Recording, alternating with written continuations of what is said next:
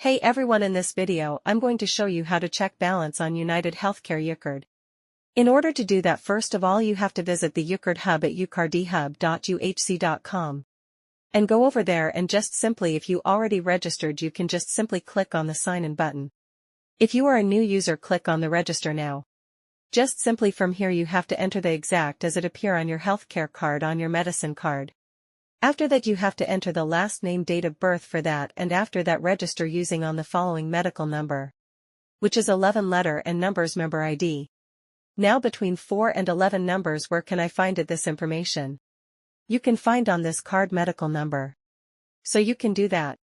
Now this is one way. There is another way you can do that. You can call the customer service number located on the back of your card, as you can see here. So you have to just enter you have to call that number. And now there is one more you can do that. If you receive monthly or quarterly statement from UnitedHealthcare, your UCard balance may be included in those documents.